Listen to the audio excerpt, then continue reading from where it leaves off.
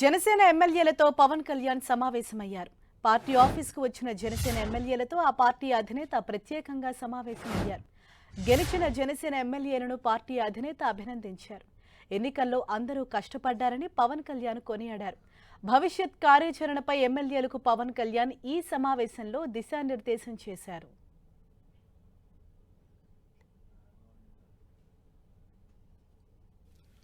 So మీ అందరూ అద్భుతమైన majority తోటి, బలమైన మెజారిటీలతోటి మనం 21 స్థానాలు పోటీ చేస్తే 21 స్థానాలు అద్భుతంగా గెలిచాం. 2 పార్లమెంట్ నియోజకవర్గాలు గెలిచాం. భారతదేశంలో ఎప్పుడు కూడా తీసుకున్న అన్ని సీట్లు, పోటీ చేసిన అన్ని సీట్లు గెలవటం అనేది చాలా చాలా రేరెస్ట్ ఆఫ్ ద రేర్. ఇప్పుడు దాకా జరిగిందో లేదో కూడా తెలియలేదు. బట్ కంటెంపరీ టైమ్స్ అన్ని చేసిన వాళ్ళందరూ కూడా ఏం చేస్తారు, రీసెర్చ్ చేసిన వాళ్ళందరూ చెప్తారు ఫస్ట్ టైం ఇన్ ఇండియా అని. ఇప్పుడు దాకా పొలిటికల్ ప్రాసెస్లో గత 10 దశాబ్ద కాలంలో మన ముఖ్యంగా లాస్ట్ అర దశాబ్దం కాలంలో ఏ స్థాయిలో ఉంది చూసాం. మనం ఒక కొత్త ప్రెసిడెంట్ ఇవ్వాలి పాలిటిక్స్కి.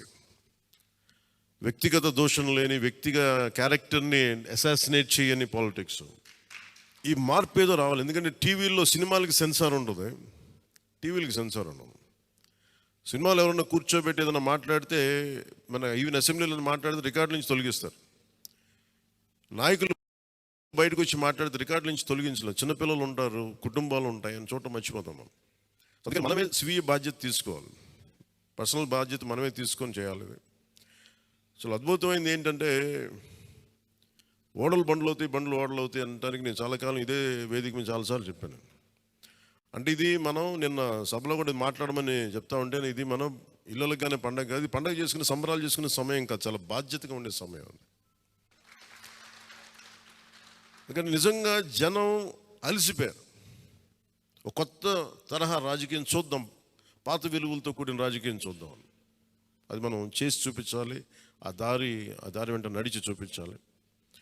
జనసేన ఆ రోజు నేను మాట్లాడితే, అంటే ఇది భగవంతుడు కరుణించాలి, ఇదేదో నేను పెట్టిన వ్యూహమో గొప్పతనమో నేను చెప్పట్లేదు. కానీ భగవంతుడి కరుణ, తల్లి కరుణ, ప్రజల ఆశీస్సులు, మద్దతు. 2019లో ఒక్క సీటు కూడా ఉన్నది అటు ఇటు కాని పరిస్థితులు ఈ రోజున జనసేన ప్రధాన ప్రతిపక్షంగా అసెంబ్లీలోకి అడుగు పెట్టబోతుంది. మీ అందరికీ దానికి సంబంధించి ప్రత్యేకించి శుభాకాంక్షలు. అధికారంలో భాగస్వామ్యం తీసుకుంటాం ఖచ్చితంగా. అలాగే కేంద్రంలో కూడా మన ఆంధ్రప్రదేశ్కి కావాల్సింది చాలా కీలకమైన పరిణామాలు చోటు చేసుకున్నాయి. కాబట్టి ఆంధ్రప్రదేశ్ ప్రతి ఎంపీ చాలా బాధ్యత ఉంది.